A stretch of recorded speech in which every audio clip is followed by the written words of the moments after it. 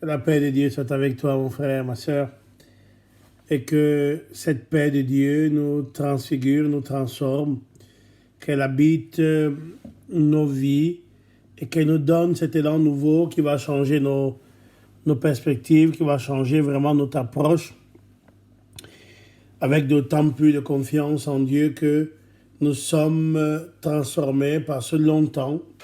D'abord le carême, le temps de Pâques, et maintenant nous entrons dans les derniers 9 jours pour célébrer la Pentecôte, dans le 50e jour après la Pâque de résurrection.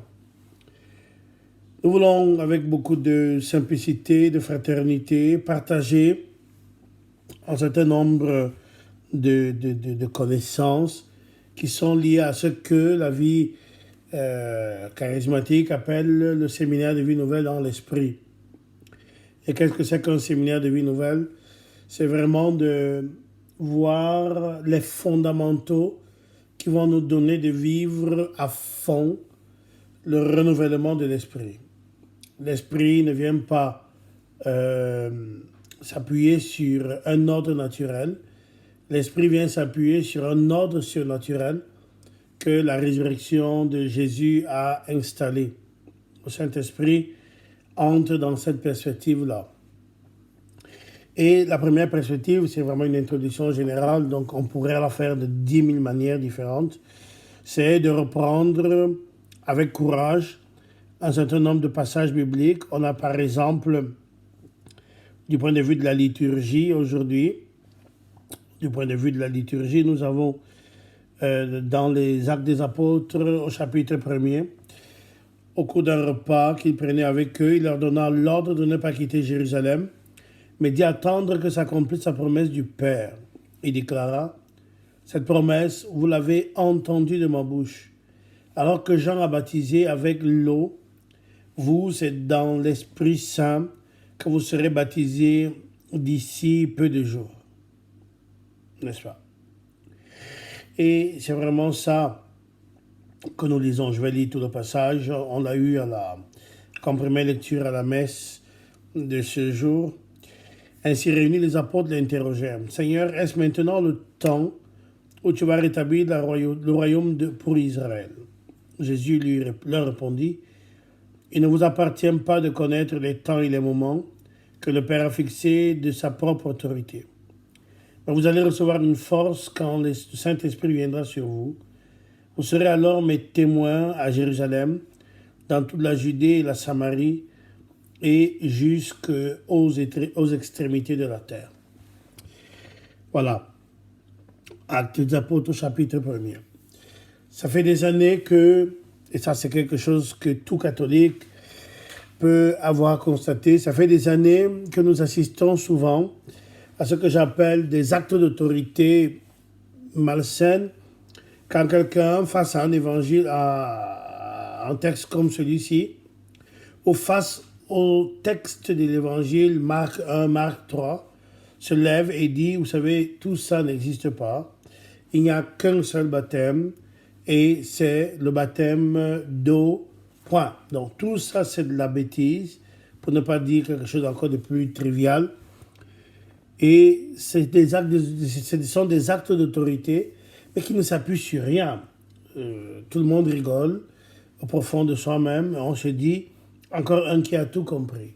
Alors, pour introduire ce moment, cette démarche, je m'appuie sur un texte, je peux m'appuyer sur tant d'autres, qui est de Jean-Paul II, l'audience générale à Casa Gandolfo, le mercredi 6 septembre 1989. Et que justement va nous parler, cette audience générale, va nous parler d'un certain nombre de choses. Je peux vous envoyer le texte. Vous le trouvez, vous allez sur vatican.va, ou vous écrivez simplement Jean-Paul II, audience générale, 6 septembre 1989, et vous aurez le texte, c'est une page et demie. Voilà, c'est assez facile. Je voudrais donc m'arrêter sur ce que l'Église, dans la figure du pape, qui n'est quand même pas le dernier imbécile, voilà, ce que l'Église enseigne, et c'est peut-être beaucoup plus intelligent, plutôt que de faire des actes d'autorité stupides et débiles, de s'appuyer sur ce que l'Église enseigne. Voilà, c'est sage. Dans cette catéchèse, dit le pape, nous sommes au numéro 2, nous voulons considérer principalement le rapport entre la Pentecôte et le sacrement du baptême. Nous savons que la venue du Saint-Esprit a été annoncée au Jourdain conjointement avec la venue du Christ. C'est à Jean-Baptiste qui revient d'associer les deux venues et d'en montrer le lien intime en parlant du baptême. Baptême, entre guillemets, bien entendu. Et comme vous savez, baptiser veut dire immerger. Et baptiser veut dire immerger. Il n'y a pas d'explication à donner. C'est comme acclamer veut dire élever des clameurs. Après, si toi tu ne veux pas qu'on élève des clameurs, c'est autre chose. Mais acclamer veut dire élever des clameurs. Baptiser veut dire immerger. Donc le Saint-Père utilise le mot baptême entre guillemets. Et il va citer Marc chapitre 1 verset 8 qui dit « Il vous baptisera dans l'Esprit Saint ». Marc 1, 8. Et Marc 3, 11 dit « Il vous baptisera dans l'Esprit Saint et le feu ». Donc, premier point qui est un point focal, ce lien entre l'Esprit Saint et le feu doit être placé dans un contexte du langage biblique qui, déjà dans l'Ancien Testament, présentait le feu comme le moyen utilisé par Dieu pour purifier les consciences. Ça, c'est quelque chose de très important. D'ailleurs, c'est ce que nous retrouverons dans la tradition catholique au travers de ce qu'on appelle le purgatoire. Je voudrais donner un certain nombre de passages qui peuvent nous aider à approfondir cette relation du feu dans l'optique de la purification. Il s'agit de Isaïe 1, 25. Je ne vais pas les lire, je les donne simplement. Isaïe 6, 5 à 7. Donc Isaïe 6, versets 5 à 7. Le prophète Zacharie au chapitre 13, verset 9. Malachie au chapitre 3, verset 2 à 3. Siracide au chapitre 2, verset 5. Il y en a bien entendu d'autres. Donc, il est vraiment important de voir pourquoi le baptême devient un point d'appui vers cette expérience de renouvellement que nous sommes en train de nous préparer à vivre ou à revivre. Le Saint-Père dit, le baptême qui se pratiquait autrefois dans le judaïsme et en d'autres religions antiques était une immersion rituelle qui avait pour signification la purification rénovatrice. Jean-Baptiste avait adopté cette pratique du baptême dans l'eau tout en soulignant que sa valeur n'était pas simplement rituelle, c'est important, puisque c'était pour la conversion. Matthieu chapitre 3, verset 2, verset 6, verset 8, verset 11. Luc 3, 10 à 14. En outre, il constituait une sorte d'initiation par laquelle ceux qui le recevaient devenaient disciples du Baptiste et constituaient autour de lui et avec lui une communauté qui se caractérisait par l'attente eschatologique du Messie. Matthieu 3, verset 2, verset 11, Jean 1, 19 à 34. C'était toutefois un baptême d'eau qui n'avait pas, de ce fait, un pouvoir de purification sacramentelle. Ce pouvoir aurait été le propre du baptême de feu, élément en soi bien plus puissant que l'eau. D'ailleurs, on voit bien que l'or n'est pas purifié par l'eau, l'or est purifié par le feu. On retrouve ça dans la lettre de Jacques, n'est-ce pas? Donc, l'élément de l'eau, le pouvoir aurait été beaucoup plus, l'image, la symbolique, beaucoup plus forte autour du feu que autour de l'eau, n'est-ce pas? Mais ça va nous montrer l'élément de parallèle, l'élément d'analogie, en fait, parce que c'est un rapport analogie avec des proportions. Donc c'est une analogie de proportionnalité ici. Et on retrouve la nécessité d'une vie intelligente, c'est-à-dire que quand je refuse, quand je ne comprends rien à l'analogie, alors je décide que il n'y a qu'un seul baptême, c'est le baptême d'eau. Mais analogiquement, d'ailleurs, il faut expliquer pourquoi ce baptême d'eau, qui devrait être une immersion, devient quelques gouttes sur le front. Si je ne comprends pas ce que c'est que l'analogie, je risque d'avoir quelques difficultés à l'expliquer, à mon avis. Donc, Jean proclamait la fonction préparatoire et symbolique de son baptême par rapport au Messie. Et le Messie, lui, devait baptiser dans l'Esprit Saint et le feu. Donc, Jean est dans une approche préparatoire. Jean est propédeutique à Jésus. Donc, c'est normal. Donc, lui baptise dans l'eau pour la conversion et Jésus baptise dans l'Esprit Saint et le feu parce qu'il nous immerge dans quelque chose de nouveau. Ça peut se tenir. Ça se tient même, théologiquement parlant et surtout du point de vue de la réflexion philosophique. Donner un fil conducteur cohérent, ça se tient très bien. Donc, ce que nous disons, c'est Matthieu chapitre 3, 11, Matthieu 3, verset 7, verset 10, verset 12, Jean 1, 33. Il ajoute que si, par le feu de l'Esprit, le Messie allait purifier le fond des hommes bien disposés, rassemblés comme le grain dans le grenier, il brûlerait cependant les balles dans un feu qui ne s'éteint pas. Matthieu 3, 12, ce que nous exprimions tout à l'heure. Comme le feu de la géhenne, le feu qui ne s'éteint pas, de Matthieu 18, versets 8 à 9, symbole de la consommation à laquelle est destiné tout ce qui ne se laisse pas purifier. Donc tout ce qui ne se laisse pas purifier va vers la géhenne. Isaïe 66, verset 24. Judith chapitre 16, verset 17. Siracide 7, verset 17. Sophonie 1, 18. Le psaume 21 au verset 10 et ainsi de suite. Alors, nous n'allons pas regarder tout le texte, même s'il le mériterait. Mais j'espère vous donner envie de le reprendre vous-même. Donc, au numéro 3, le pontife dit, tandis qu'il accomplissait sa fonction prophétique et préfiguratrice dans la ligne du symbolisme de l'Ancien Testament, le Baptiste un jour rencontre Jésus aux eaux du Jourdain. Il reconnaît en lui le Messie, dont il proclame qu'il est l'agneau de Dieu qui enlève le péché du monde. Et à sa requête, il le baptise, Matthieu 3, versets 14 à 15. Mais en même temps, il rend témoignage à sa messianité, dont il professe qu'il n'est qu'un simple annonciateur et un précurseur. Ce témoignage de Jean est complété par ce qu'il transmet lui-même à ses disciples et aux auditeurs au sujet de l'expérience qu'il a eue en cette circonstance et qui peut-être lui a rappelé le récit de la Genèse sur la fin du déluge. J'ai vu descendre, dit Jean, j'ai vu descendre du ciel comme une colombe et se poser sur lui. Je ne le connaissais pas, mais celui qui m'a envoyé baptiser dans l'eau m'avait dit, l'homme sur qui tu verras descendre et demeurer l'Esprit est celui qui baptise dans l'Esprit Saint.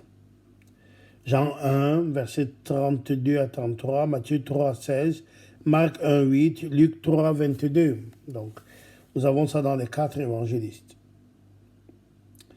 Baptiser dans l'Esprit Saint signifie donc quoi? Baptiser dans l'Esprit signifie régénérer l'humanité, dit le pontife, par la puissance de l'Esprit de Dieu. Renouveler, régénérer l'humanité par la puissance de l'Esprit de Dieu. C'est ce qu'accomplit le Messie, sur lequel, comme l'avait prédit Isaïe, repose l'Esprit. Dans Isaïe 11, l'Esprit du Seigneur. Sur lui, le serviteur de Yahvé, repose l'Esprit du Seigneur, l'Esprit de Dieu. Il vient combler son humanité de valeurs divines, de l'incarnation jusqu'à la plénitude de la résurrection, après la mort sur la croix. Ayant acquis donc la plénitude, on retrouve ça dit de manière extrêmement efficace dans les hymnes christologiques, notamment dans Colossiens au chapitre 2, on retrouve vraiment ce côté plénitude en Jésus. En lui habite la plénitude. Parce qu'il est dans la plénitude, il peut donner le nouveau baptême dans l'esprit, dans l'esprit dont lui-même est rempli, bien entendu. De son humanité glorifiée comme une source vive, l'esprit se répandra sur le monde et telle est l'annonce que fait le Baptiste en rendant témoignage au Christ à l'occasion du baptême, dans lequel se fondent les symboles de l'eau et du feu pour exprimer le mystère de la nouvelle énergie vivificatrice que le Messie et l'Esprit ont répandu dans le monde. Ce que nous sommes en train de relire maintenant se retrouve dans Dominum et Vivificantem, qui est l'encyclique qui dit, du point de vue de l'enseignement de l'Église catholique, qui donne la richesse, la pertinence de cet esprit qui renouvelle et cet esprit qui donne vie, n'est-ce pas? Dans le numéro 4, le dit de manière extrêmement claire. Jésus, au cours de son ministère, parle de sa passion et de sa mort comme d'un baptême qu'il doit recevoir. Il le dit dans Marc chapitre 10, verset 38, dans Marc 14, 36. Un baptême parce qu'il devra être immergé totalement dans la souffrance symbolisée également par le calice qu'il devra boire. Mais il s'agit d'un baptême relié par Jésus à l'autre symbole du feu qu'il est venu apporter sur la terre. Je suis venu apporter un feu sur la terre et il me hâte que déjà ce feu, voilà. C'est dans Luc chapitre 12, verset 49 à 50. On va peut-être lire ça. Luc 12, 49 à 50. Voilà. Il est écrit: je suis venu jeter le feu sur la terre, et que désirais-je si déjà il est allumé? Il doit encore être baptisé d'un baptême, et quelle angoisse à moi jusqu'à ce qu'il soit accompli. C'est la version, bien entendu, du français courant. La version liturgique dirait quelque chose de beaucoup plus intelligent, mais de beaucoup plus articulé et avec des mots beaucoup plus précis pour dire ce que nous sommes en train de dire. Mais le contenu y est. D'accord? Donc, Jésus est venu allumer un feu et il doit être baptisé d'un baptême qui consiste à boire la coupe jusqu'à la lie. Nous avons donc les analogies du baptême, toute proportion gardée bien entendu. Mais c'est dans l'ordre, c'est dans la dimension de la proportionnalité analogique que cela se joue. Le pape dit, j'ai écrit dans l'encyclique Dominum et Vivificantem, ce qui suit, on va le citer. Dans l'Ancien Testament, on parle plusieurs fois du feu du ciel qui brûlait les offrandes présentées par les hommes. Par analogie, c'est intéressant que le pape le dise explicitement, par analogie, on peut dire que l'Esprit Saint est un feu du ciel qui est au plus profond du mystère de la croix. L'Esprit Saint, en tant qu'amour et don, descend et en un certain sens au cœur même du sacrifice offert sur la croix. Et nous référant à la tradition biblique, nous pouvons dire qu'il consomme ce sacrifice par le feu de l'amour qui unit le Fils au Père dans la communion trinitaire. Et comme le sacrifice de la croix est un acte propre du Christ, jusque dans ce sacrifice, il reçoit l'Esprit Saint. Il le reçoit d'une manière telle qu'ensuite il peut lui-même et lui seul avec le Père le donner aux apôtres, à l'Église, à l'humanité. Lui seul l'envoie d'auprès du Père. Lui seul se présente devant les apôtres réunis au Cénacle, souffle sur eux et dit « Recevez le Saint-Esprit. Ceux à qui vous remettez les péchés, ils leur seront remis. » C'est Jean chapitre 20, verset 23. Nous sommes donc au numéro 6. Ainsi, trouve son accomplissement l'annonce messianique de Jean au Jourdain et vous baptisera dans l'esprit et le feu. Aussi, il se réalise ici le symbolisme biblique par lequel Dieu lui-même s'est manifesté comme la colonne de feu qui guidait son peuple à travers le désert. C'est dans l'Exode chapitre 13, versets 21 à 22. Comme la parole de feu qui avait embrasé la montagne du Sinaï jusqu'en plein ciel. C'est dans le Deutéronome au chapitre 4, je crois au verset 11. Je le dis comme ça de mémoire. Comme la lumière dans le feu, Isaïe 10, 17, ça je sais, je me rappelle bien. Comme le feu dévorant d'amour pour Israël, Deutéronome 4, verset 24. Ainsi s'accomplit ce que le Christ lui-même a promis lorsqu'il a dit qu'il était venu pour allumer le feu sur la terre. C'est dans Luc 12, verset 49. Tandis que l'Apocalypse dira à son sujet que ses yeux sont flamboyants comme un feu. Ainsi s'explique que l'Esprit Saint soit envoyé dans le feu. Acte 2, verset 3. Tout cela advient lors du mystère pascal, lorsque le Christ, dans le sacrifice de la croix, reçut le baptême par lequel lui-même devait être baptisé. Marc 10, verset 38. Et lors du mystère de la Pentecôte, lorsque le Christ ressuscité et glorifié répand son esprit sur les apôtres et sur l'Église. Le numéro 6 va donc se conclure avec cette affirmation essentielle.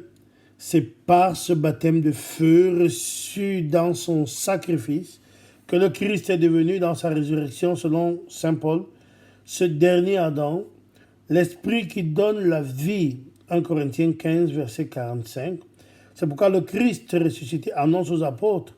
Jean, lui, a baptisé avec de l'eau, mais vous, c'est dans l'Esprit Saint que vous serez baptisés sous peu de jours, qu'on vient de lire dans Actes chapitre 1 au verset 5. Par l'action du dernier Adam, le Christ, l'Esprit qui donne la vie sera donné aux apôtres et à l'Église.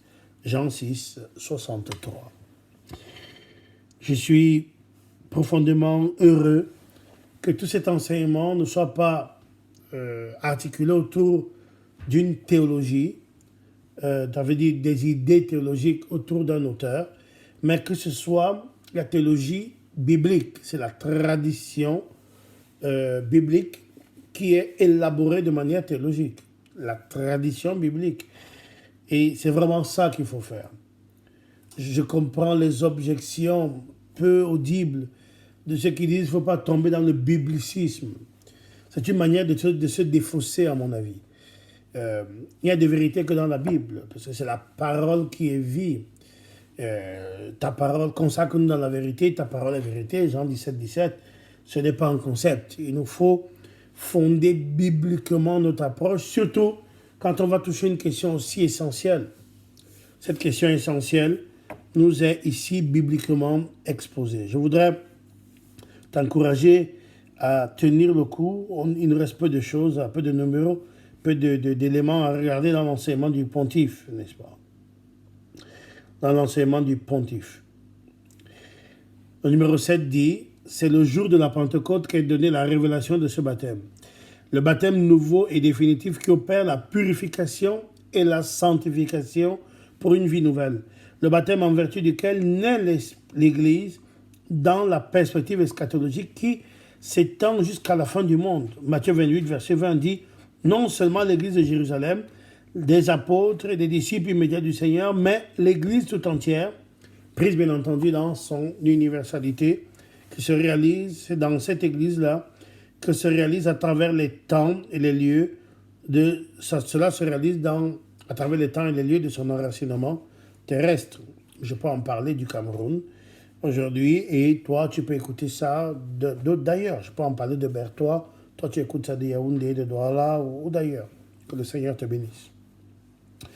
Les langues de feu qui accompagnent l'événement de la Pentecôte au Cénacle de Jérusalem sont le signe de ce feu que Jésus apporta et alluma sur la terre. Luc 12, 49. Ce feu, c'est le feu du Saint-Esprit. Donc, les deux derniers numéros, 8, à la lumière de la Pentecôte, nous pouvons également mieux comprendre la signification du baptême comme premier sacrement dans la mesure où il est l'œuvre de l'Esprit. Jésus y avait fait allusion lors de son entretien avec Nicodème. En vérité, je te le dis, à moins de naître d'eau et d'esprit, nul ne peut entrer dans le royaume de Dieu. Jean 3, 5. Au cours de ce même entretien, Jésus fait allusion à sa mort prochaine sur la croix et son exaltation au ciel. Jean 3, 14 à 15, Jean 3, 13. C'est le baptême du sacrifice, par lequel le baptême d'eau, le premier sacrement de l'Église, recevra la vertu d'opérer la naissance de l'Esprit Saint et d'ouvrir aux hommes l'entrée dans le royaume de Dieu. En effet, c'est comme l'écrit l'apôtre Paul aux Romains, baptisés dans le Christ Jésus, c'est dans sa mort que nous avons tous été baptisés. Nous avons donc été ensevelis par lui et par le baptême dans la mort, afin que, comme le Christ est ressuscité des morts par la gloire du Père, nous vivions aussi dans une vie nouvelle. Romains 6, 3 à 4, la vie nouvelle. Ce chemin baptismal dans la vie nouvelle commence le jour de la Pentecôte à Jérusalem. L'apôtre illustre à plusieurs reprises la signification du baptême dans ses lettres. 1 Corinthiens 6, 11, Tite 3, verset 5, 2 Corinthiens 1, 22, Éphésiens 1, 13. Et il le conçoit comme un bain de régénération et renouveau dans l'Esprit Saint. C'est dans Tite chapitre 3, verset 5. Porteur de justification au nom de notre Seigneur Jésus-Christ, 1 Corinthiens 6, 11, 2 Corinthiens 1, 22, comme les arts de l'Esprit dans nos cœurs, 2 Corinthiens 1, verset 22, en raison de cette présence de l'Esprit chez les baptisés, l'apôtre recommandait aux chrétiens de l'époque, et il nous le répète encore aujourd'hui, ne contristez pas l'Esprit Saint de Dieu qui vous a marqué de son sceau pour le jour de la rédemption. Éphésiens chapitre 4, verset 30. Donc, et le pape conclut en disant, chers frères et sœurs, j'accueille avec plaisir les visiteurs et les pèlerins de langue française. J'offre mes félicitations et mes vœux aux sœurs. Voilà. Il y avait des sœurs qui fêtaient le 45e anniversaire de leur profession religieuse. Et le pape a cette habitude souvent de saluer les événements particuliers des uns et des autres. Voilà. Donc, je voudrais vraiment par ce rappel, d'abord montrer que la question du renouvellement dans l'esprit, la question de l'Esprit Saint dans l'Église catholique devrait être une affaire close, mais en fait, elle ne l'est pas. Je voudrais peut-être que l'historique nous rappelle pourquoi ce n'est pas une affaire close. Parce que c'est le pape Jean XXIII qui, déjà depuis 61, invoque l'esprit, demande un renouvellement de l'Église.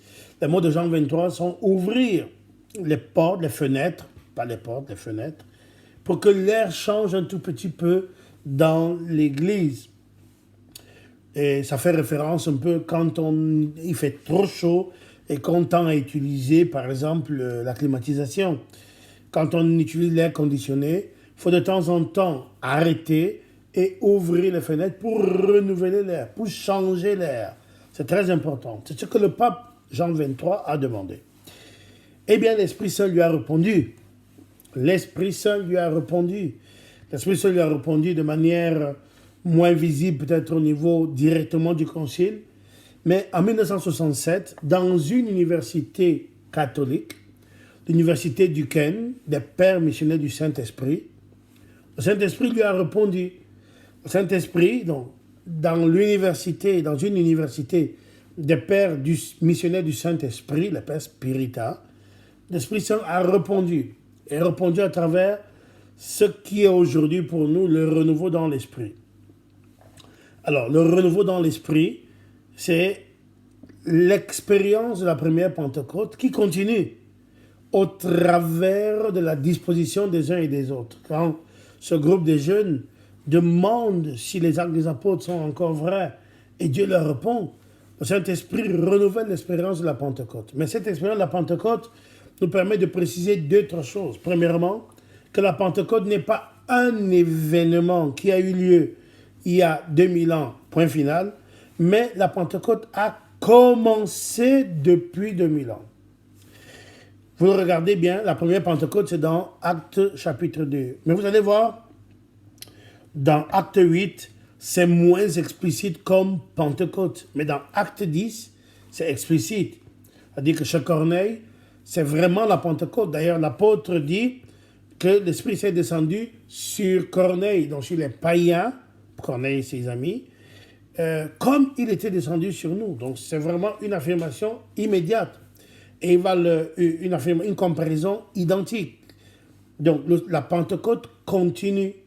La Pentecôte continue. On retrouvera ça raconté par Pierre lui-même dans Actes chapitre 11. Et quand on voit au chapitre 19 des Actes, L'apôtre Paul dit, quand vous êtes devenu chrétien, avez-vous reçu le Saint-Esprit? Ils disent, on n'a même pas entendu parler du Saint-Esprit. Même question au chapitre 8 des Actes des Apôtres, que nous avons eu comme première lecture il y a 2-3 jours à la messe.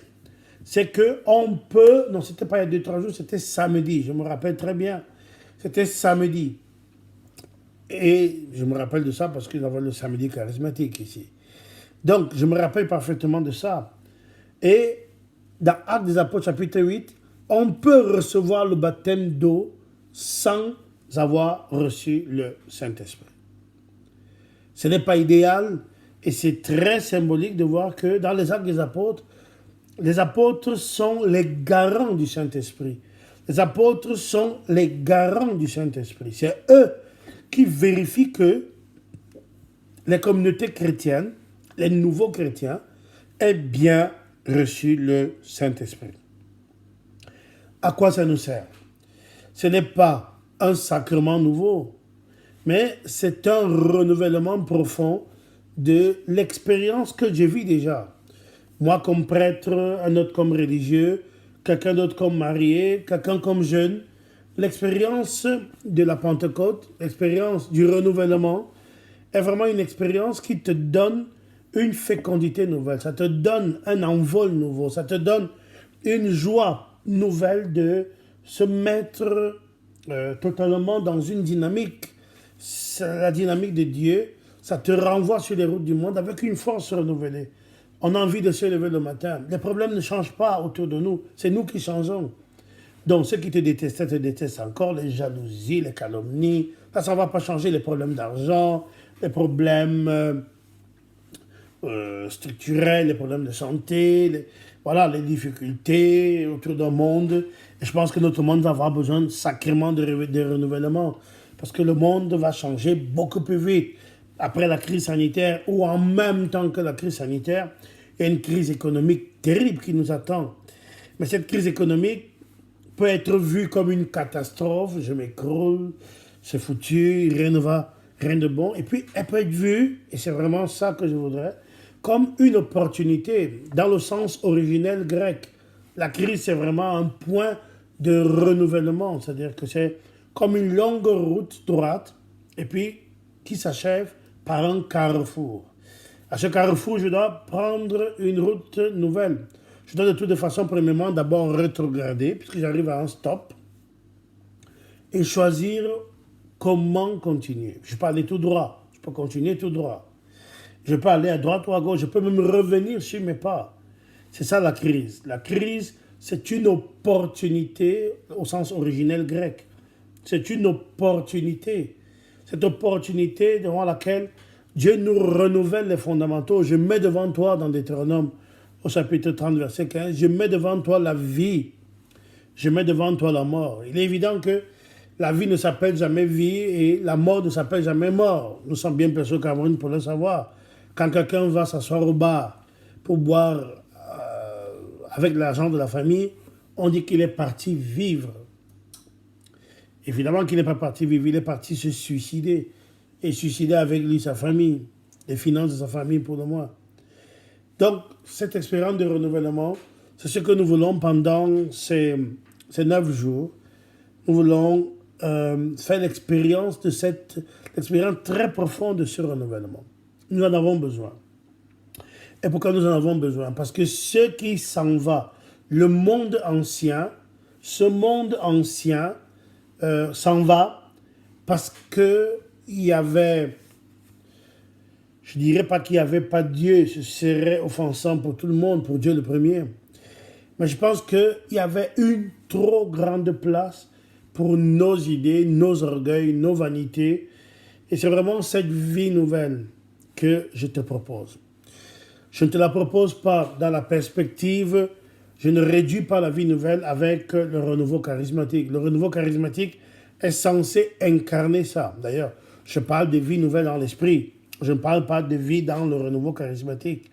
Parce que je suis bien placé pour savoir que cette perspective qui était censée être de renouvellement est en fait une perspective pas tranquillement de pouvoir. C'est-à-dire c'est une perspective qui s'affronte dans beaucoup d'endroits, dans beaucoup de diocèses, comme l'affirmation d'un orgueil viril, de dire voilà, c'est moi qui commande, c'est moi, le Saint-Esprit ne peut passer que par moi, et si vous voulez comprendre ce que c'est que le Saint-Esprit, c'est par moi, c'est moi qui dis qu'il y a l'onction, c'est moi, c'est à chaque fois cette appropriation. Et cette appropriation, le mot n'est pas de moi, mais je le fais volontiers mien, ça devient le renouveau charismatique. Donc le renouveau charismatique était censé être un renouvellement. À Rome, au jubilé, le pape dit bien que nous avons 2 missions particulières dans le renouveau. La première, c'est devenir expert en louange. Et qu'est-ce que c'est que la louange? C'est l'expression de cette vie nouvelle. La louange, c'est l'expression de cette vie nouvelle. Là aussi, quand vous regardez par exemple l'enseignement de l'Église par rapport à l'animation de la messe, et c'est juste, le chant liturgique anime, donne une animation à la messe. Et du coup, certains te disent, alors ça veut donc dire que l'animation est suffisante. Non, la louange n'est pas l'animation. La louange, d'ailleurs, n'est pas que chanter. Il y a la louange chantée, Actes chapitre 16. Il serait bien intéressant de faire d'ailleurs un enseignement sur la louange. Mais l'animation, c'est donner un rythme à la célébration, et c'est bien. La louange, c'est autre chose. La louange, c'est l'expression de la vie nouvelle. Je peux chanter en état de péché. Et je peux même très bien chanter, vous savez, dans nos bars, à la 4e ou 5e bière, je peux très bien chanter, mieux d'ailleurs que si je n'avais pas bu. Mais est-ce que c'est de la louange? Non. C'est une animation. Et voilà comment, au nom de l'Église, on va dire que la louange, c'est de l'animation. Mais ce n'est pas ce que l'Église a enseigné. Dans Sacrosanctum Concilium, l'Église enseigne que le propre du chant liturgique, c'est de faire chanter le peuple. Mais la louange, ce n'est pas pour faire chanter le peuple. La louange, c'est l'expression de la nouveauté de vie. C'est pour ça que la louange n'est pas la louange chantée. Il y a la louange chantée. Et la louange chantée dans les Actes des Apôtres, c'est pour ébranler les fondamentaux des prisons.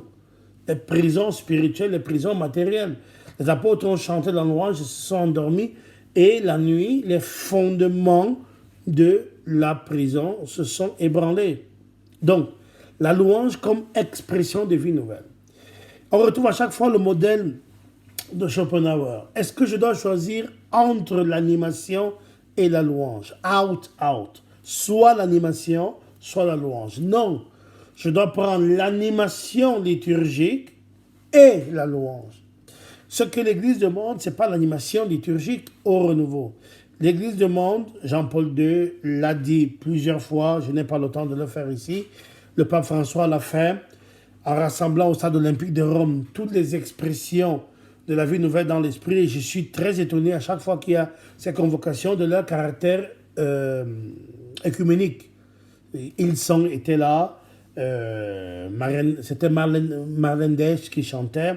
L'année d'après, la même convocation, mais à Place Saint-Pierre, les grands mouvements pentecôtistes sont venus. Parce que l'Esprit Saint est dans ce renouvellement des chrétiens, au-delà des sensibilités. L'Esprit Saint me sort du catholicisme et me fait vivre la vie chrétienne comme catholique. Qu'est-ce que c'est que le catholicisme? C'est de défendre bec et ongle, y compris devant des évidences patentes, qu'il n'y a de vérité que la vérité catholique, y compris contre l'Église elle-même. Donc, tout le monde est obligé de se mettre dans ça. Quand vous lisez le Concile Vatican II, l'Église ne cache pas que l'approche catholique est une approche. D'ailleurs, pour le Concile Vatican II, le pape va demander aux frères chrétiens de venir. Parce que le renouvellement de l'Église est une chose trop importante pour la laisser aux seules mains des catholiques. Avis aux amateurs et comprennent qui pourra. Donc, c'est important de voir comment les convocations charismatiques, les convocations dans l'esprit sont œcuméniques. Et on voit le mal qu'a le mouvement œcuménique dans l'Église catholique. Parce qu'on retrouve des adeptes du catholicisme et l'esprit n'est pas dans le catholicisme. L'esprit est dans ce qui me fait Christ. Et ce qui me fait Christ par la puissance de l'Esprit. Je suis chrétien, je tiens à chaque fois à donner l'angle catholique dans cet enseignement. Je dis bien l'angle catholique dans la perspective de l'Esprit. Cette introduction, j'aurais pu la faire dans la grande tradition du mouvement pentecôtiste mondial, à ne pas réduire avec les églises pentecôtistes, parce que le pentecôtisme, c'est ceux qui croient, je fais partie de ceux-là, que l'Esprit est le point de départ fondamental pour l'aventure en Dieu. Et l'aventure dans la vie, d'ailleurs, ce n'est pas incompatible. Parce que nous serons témoins. C'est l'Esprit qui me fait témoin dans le monde, témoin dans l'Église, témoin dans ma paroisse, témoin auprès de mes frères et sœurs chrétiens. C'est l'Esprit qui me fait témoin. Mais cet Esprit me renouvelle au profond de moi-même. Donc, nous sortons de l'approche catholique pour nous ancrer dans l'expérience chrétienne comme catholique. C'est-à-dire que je suis chrétien. Et c'est parce que je suis chrétien que je suis catholique. Quand je vois l'enseignement du pape, plein de Bibles, plein de références bibliques, et je vois nos enseignements catholiques si peu fournis en Bible, parce qu'il faut éviter le biblicisme, je pense qu'il y a deux voies qui vont avoir du mal à se concilier. D'ailleurs, ce n'est pas étonnant si à un moment donné, tous nos chrétiens, dès que les problèmes de la vie prennent de plus en plus cher en eux, qu'est-ce qu'ils font? Ils vont dans une église de réveil, on ne les revoit plus. Ils vont dans une église de réveil et on ne les revoit plus. Vous entendez parler, je demandais hier, une fille qui avait été très proche de la paroisse avant moi, mais voilà, j'étais passé par hasard, il n'y a pas de hasard. Ici, l'année d'avant, avant que je ne sois curé ici, je la voyais, elle nettoyait, elle aidait à l'église. Puis je demande de ses nouvelles, on me dit, ah, on n'est plus là, dans une église de réveil. Bon, ça, c'est fréquent. On a moins le mouvement contraire, on a souvent ce mouvement. Et enfin, elle a découvert la parole de Dieu, et enfin, elle découvre la prière habituelle, enfin. Et bon, le catholicisme n'aime pas ça, parce que tout ça, c'est de la connerie. Je pense qu'il nous faut un peu plus d'humilité. Donc, je reviens à ce que j'étais en train de dire. Nous avons la nécessité de nous installer dans la foi en devenant experts en louange. Ça veut dire l'expression de la vie nouvelle. Cette expression de vie nouvelle, la louange la manifeste. Mais la louange est également un critère fondamental. C'est que s'il n'y a pas de vie nouvelle, la louange devient de l'animation. Et il y a des louanges qui ne sont que des animations. Tu le sens à quoi? Les cœurs restent fermés. Et tous ceux qui ont prié avec des frères et sœurs qui ne veulent pas se renouveler savent ce que je vous dis. C'est vraiment fermé. C'est fermé. La louange ne décolle pas. La lourdeur est là. Le poids du quotidien est plus lourd que jamais. Tout se multiplie par 1000. C'est parce qu'il manque le renouvellement. Il manque le renouvellement. Il manque le renouvellement. La louange devient donc l'expression de cette vie nouvelle. Et c'est ce que l'Église demande au renouveau charismatique. Et il lui demande ensuite une autre mission, l'évangélisation des profondeurs. Mais ça, c'est une autre question qu'on ne va pas affronter ici. L'évangélisation, oui, mais surtout la question des profondeurs. Donc, l'exercice des charismes, là aussi, quelque chose dont on a beaucoup de mal dans l'Église catholique. Pour une raison simple, c'est qu'on a remplacé le charisme par dénomination. Or, le charisme, ça te donne une autorité, alors que la nomination te donne un pouvoir. Et là aussi, vont se télescoper deux dynamiques. La dynamique du pouvoir, c'est moi qu'on a nommé. Donc, c'est moi qui m'occupe de ça. C'est à moi qu'on a demandé. Donc, c'est moi. Et ce moi est censé te donner des compétences. On le voit tous les jours. Vous avez des gens qui ont été nommés. Mais ce n'est pas parce qu'ils ont été nommés qu'ils ont de la compétence. D'ailleurs, si vous regardez bien, quand on parle de Jésus par rapport aux pharisiens, on dit qu'il enseignait comme un qui a autorité. Ce qui veut dire que les pharisiens enseignaient parce qu'ils avaient du pouvoir, alors que Jésus a de l'autorité. On retrouve le pouvoir chez Jésus dans la dimension eschatologique, dans la dimension après la résurrection. Quand on regarde dans Philippiens au chapitre 2, il est dit explicitement qu'il s'est anéanti en toutes choses, il s'est abaissé jusqu'à la mort. C'est pourquoi Dieu l'a exalté. Donc l'exaltation, il lui a donné le pouvoir. Donc le pouvoir arrive après la gloire, afin qu'au nom de Jésus, tout genou fléchisse et toute langue confesse que lui, Jésus-Christ, est Seigneur dans la gloire de Dieu le Père. Mais c'est dans la dimension eschatologique. Jésus n'a jamais cherché le pouvoir dans sa vie humaine parce que le pouvoir est une arme létale. Le pouvoir est une arme létale. Et c'est par là que j'ai fini, puisqu'on a déjà fait 3/4 d'heure, en m'excusant de te donner un enseignement qui aurait pu être peut-être plus élaboré, en te donnant de l'expérience comme ça me vient. Hein. C'est ça que tu veux bien. C'est-à-dire, je prie beaucoup pour ça avant, mais après, comme ça vient. Je voudrais t'encourager à sortir du vieil homme, puisqu'on parle de l'homme nouveau, la vie nouvelle. La vie nouvelle dans l'esprit commence par le suicide du vieil homme en nous. La vieille femme, ça tient aussi. Ça veut dire ne plus se laisser gouverner par l'orgueil. Et le gouvernement de l'orgueil, c'est le pouvoir. Pour ne chercher que l'humilité et devenir leader en Jésus-Christ. C'est de renoncer au pouvoir de la richesse. Ce n'est pas la richesse le problème, c'est le pouvoir que la richesse me donne l'impression d'avoir. Quand j'ai beaucoup de richesses, je pense être devenu quelqu'un de très bien. Vous le voyez au Cameroun régulièrement. Je dis au Cameroun, vous donnez à quelqu'un 60 millions de francs CFA et première chose qu'il fait, il change de femme, il change de voiture, il change de maison. Et il commence à parler avec beaucoup d'arrogance aux autres parce qu'il n'est pas n'importe qui. Et de temps en temps, il dit, est-ce que tu sais à qui tu as affaire? Des mots qu'on entend souvent, y compris dans l'église. Est-ce que tu sais à qui tu as affaire? Oui, j'ai affaire à quelqu'un qui se prend pour Dieu alors qu'il n'est pas Dieu. Donc, renoncer au pouvoir, au dominium de la richesse pour s'articuler autour de l'obéissance à la parole de Dieu. C'est-à-dire, le dominium, c'est ça. C'est ce qui va commander en moi. Ce n'est plus ma richesse qui me donne d'être au monde. C'est la parole de Dieu qui me donne d'être au monde. Et troisièmement, renoncer à la concupiscence pour s'articuler uniquement autour de l'amour de Dieu, qui croit tout, pardonne tout, renouvelle, ressuscite les morts. 1 Corinthiens chapitre 13, à partir du verset 4.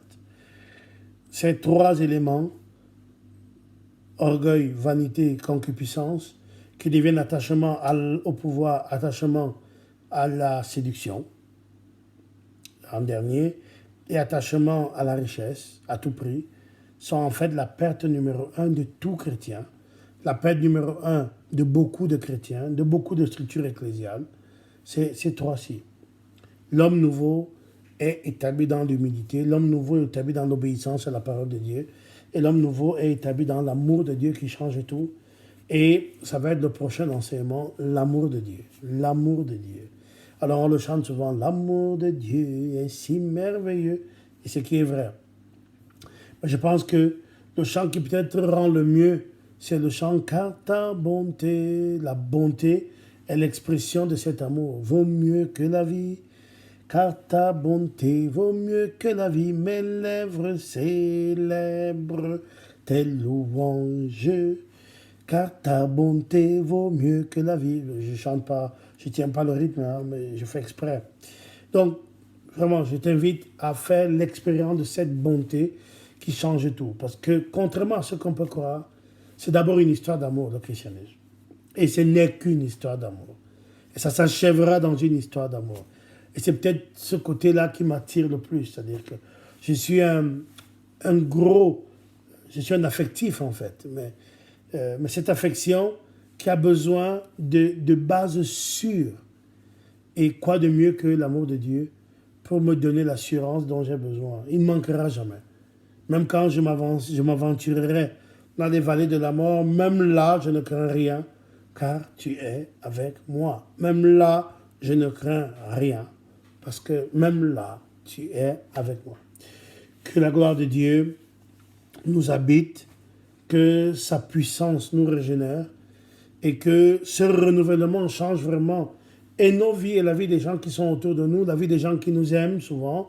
Ça peut être le mari, ça peut être l'épouse, ça peut être les enfants, ça peut être les parents, ça peut être les collègues de travail, ça peut vraiment être pour moi comme prêtre la paroisse, ça peut être des confrères, ça peut être beaucoup de choses. C'est vraiment important de se renouveler. Ça fait du bien à soi-même, ça fait du bien autour de soi, et ça fait beaucoup, beaucoup, beaucoup, beaucoup de bien à Dieu, parce que c'est ce que Dieu veut au profond. L'Esprit ne veut que ça, se renouveler en nous, et à travers nous, renouveler les autres. Voilà. Gloire au Père, au Fils et au Saint-Esprit, comme il était au commencement, maintenant et toujours, et dans tous les siècles des siècles. Amen. Au revoir.